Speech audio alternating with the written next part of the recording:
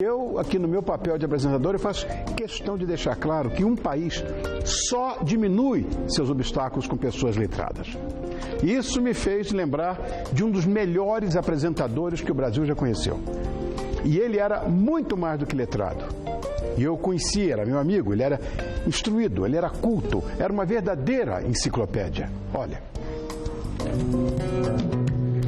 Daí, ó. Ele sempre foi acima da média. Elegante, corretíssimo, simpático e de altíssimo nível cultural. E, inclusive, segundo meu amigo Raul Gil, ele falava 500 palavras e não repetia nenhuma. E nos meus tantos anos de carreira, quase 50 na TV, não existiu ninguém que chegasse perto dele. Apresentador dos grandes momentos da música na TV, um dos maiores nomes do rádio, formador de ídolos, empresário vitorioso, pioneiro do jornalismo esportivo, político atuante no período decisivo da história do Brasil. Eu estou falando do mestre Blota Júnior. Boa noite, senhoras e senhores. Mais um show do dia 7 vai para o ar. E pela primeira vez venho apresentá-lo sem que as cortinas estejam abertas, para que mais uma vez o nosso público conheça o que é que vai acontecer nessa noite. É verdade que todos os meses há um certo suspense. Suspense do público para saber o que é que vai acontecer. Mas muito maior suspense da nossa equipe de produtores para descobrir o que é que vai fazer. Ah, o show do dia 7, hein, Nilton? Que saudade. Bom, eu recebo para falar um pouquinho mais sobre ele, este pesquisador que dedicou uma vasta pesquisa e publicou um livro também para lá de elegante. Estou recebendo o escritor Fernando Morgado. Como vai, Fernando? Rony. Você tá bom, querido? Muito prazer. Meu prazer, meu. Está na sua casa, senta e fica à vontade. Você conheceu ele, Fernando? Infelizmente, pessoalmente, não. Ah, figura. Figura. Elegante. E tudo aquilo que eu falei é pouco ainda, né? Gostava muito dele. Não, e eu fico muito feliz porque na sua abertura você fez a costura entre o Blota e a educação. Isso. Porque não só era uma qualidade dele, no sentido de ser educado, sim, mas também a questão da preocupação com a educação mesmo e o uso da comunicação para isso. Ele, inclusive, ajudou na fundação da TV Cultura como emissora pública. Foi. Ele participou ativamente disso. Na verdade, o Blota tinha, como acho que todos nós, apresentadores ou comunicadores, ou sei lá, sim, quem trabalha com comunicação, tem o dever. A televisão é, na minha visão, hoje a grande escola do brasileiro. Se você não usar essa ferramenta de forma social, para a educação mesmo, está perdido. Sem dúvida. Agora, o seu livro retrata um dos momentos mais importantes e revolucionários da televisão. Claro, televisão brasileira, que foi protagonizado por ele, pelo Blota Júnior. O que mais chamou a sua atenção, Fernando? Já que você... são os bastidores ou o Blota em frente às câmeras? Olha, os dois são fascinantes. Os dois são fascinantes. Pelo lado, diante das câmeras, a versatilidade dele. O envolvimento dele com todo e qualquer tipo de show e de transmissão, seja esportiva, seja dos grandes espetáculos musicais que você também protagonizava, essa versatilidade e em tudo mantendo a elegância, isso era fascinante. Agora, por trás das câmeras, essa versatilidade também aparecia, porque ao mesmo tempo em que ele atuava na parte artística, ele também teve uma carreira política extremamente brilhante e muito atuante. Ele, bom, depois de ter revirado a vida dele toda, eu posso dizer que ele foi um bom político. Foi um bom político. Foi um grande deputado, foi. Foi um bom político e que inclusive lutou muito pela classe, tanto dos radialistas quanto dos artistas. Ele foi o relator da lei do radialista. Foi. Hoje existe a profissão de radialista, ele tem muito a ver com isso. Pois é, eu tenho carteirinha profissional de radialista, graças ao Blota. Sem dúvida. Ele tinha, eu estava conversando outro dia com o Newton a respeito do Blota, ele tinha um poder de improvisação também.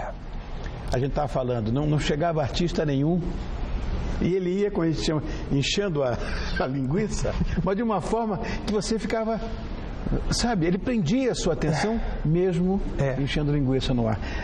Qual foi o ponto de partida para você colocar, vamos dizer, no papel a trajetória desse homem admirável?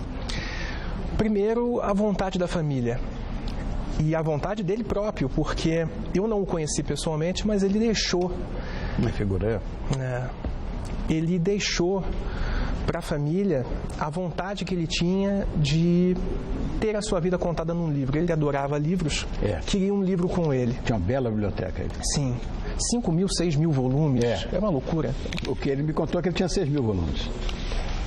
Então, e ele tinha essa vontade, e talvez por falta de tempo, do tanto que ele se envolveu, ele não conseguiu realizar esse sonho em vida.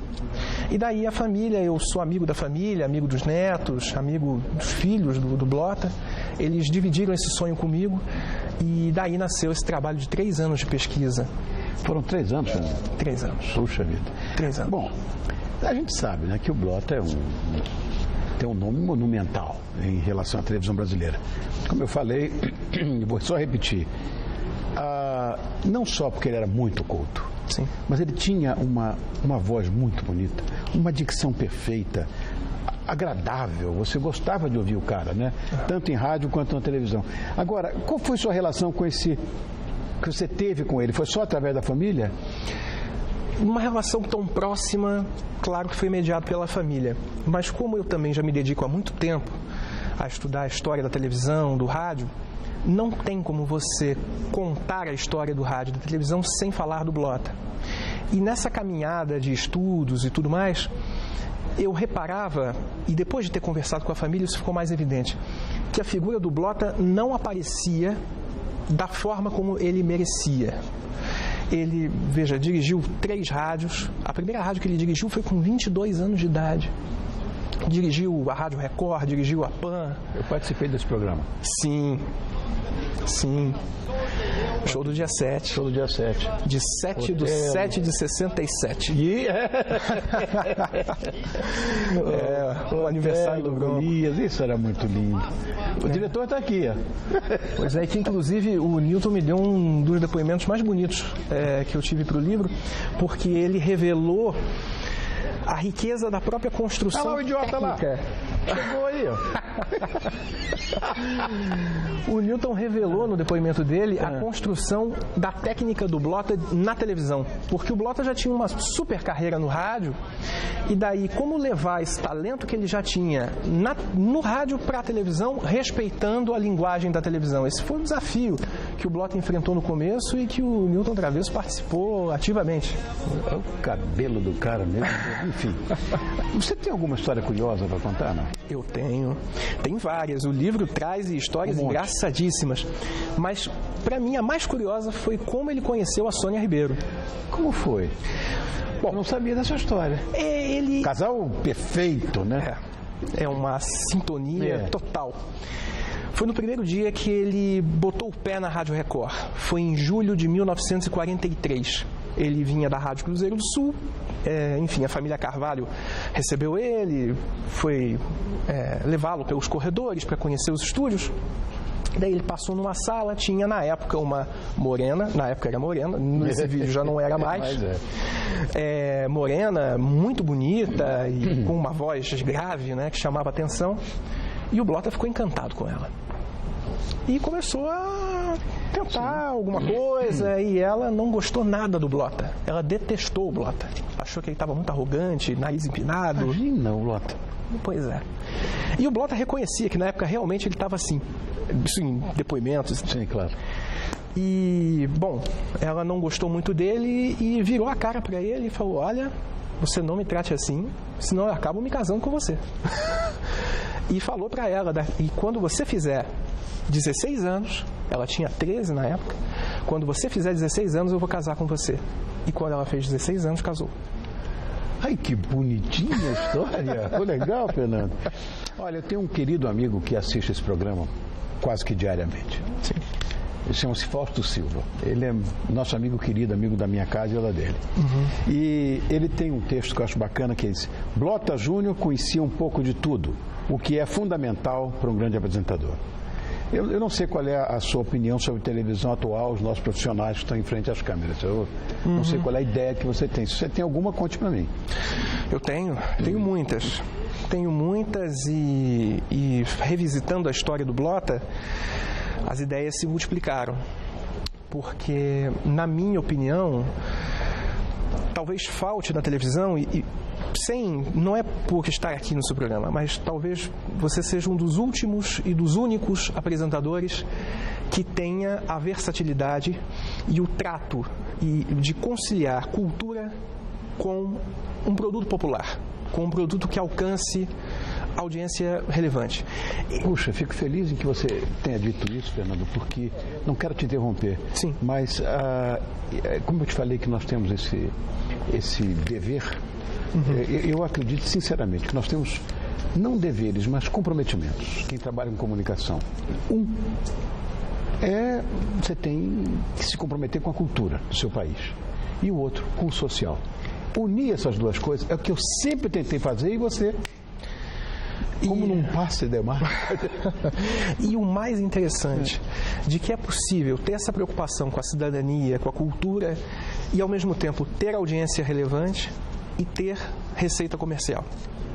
É possível fazer um produto numa emissora comercial como é a Gazeta, manter os seus compromissos com os seus anunciantes, enfim, você é publicitário também. Sou. É possível conciliar tudo isso, basta que exista bom senso, esforço e desejo, acima de tudo. Talvez esse desejo de não querer ir pelo caminho mais fácil, talvez seja esse desejo que falte à televisão de hoje. Eu concordo com você. Acho que, como esse programa, outros que vão na contramão, e são raríssimos, sim, no futuro vão ser o mainstream. Por quê? As pessoas estão começando a ficar carentes de conteúdo, que não existe mais. O que existe é preocupação com a audiência pura e simples. Isso não paga o nosso salário. Né? Na verdade, ninguém vai botar a sua marca, o seu nome num produto de má qualidade. Então, as pessoas vão começar a buscar conteúdo agora e vai parar com essa história de escatologia, pornografia, sangue, porque é só isso, né? De repente... Sim, e até porque hoje em dia, mais do que nunca, o telespectador tem opção. Ele tem opção. Ele pode assistir o seu programa, mas ele pode assistir qualquer outro, de qualquer lugar do mundo, muito fácil. Então já não se pode oferecer qualquer coisa, porque o telespectador não quer qualquer coisa. Na época que você tinha apenas 5 canais disputando audiência, vá lá. Hoje em dia não mais. Então essa realidade que é tão mais disputada e tão mais diversa, é por isso que os programadores e os artistas têm que se preocupar. Concordo com você. Vamos mostrar o livro do Fernando? Eu sei que vocês fizeram, olha ali. Blota Júnior, a elegância no ar. Eu acho que esse subtítulo é absolutamente merecido. E eu quero agradecer a você e desejar muito sucesso, Fernando. Eu estou aqui na frente, ou do lado, no caso, do pesquisador, professor, escritor, palestrante, multifacetado, designer, como você imagina, também. Designer, jornalista, que é o Fernando Morgado, autor desse livro que você acabou de ver a capa, Blota Júnior, a elegância no ar. Obrigado, Fernando. Volte sempre. Eu que agradeço. Tão bacana, né? Um menino não conheceu o Blota e faz tudo que a gente quer ver, né? Do Blota e ler. Obrigado, querido. Obrigado, pai. Volte sempre. Obrigado.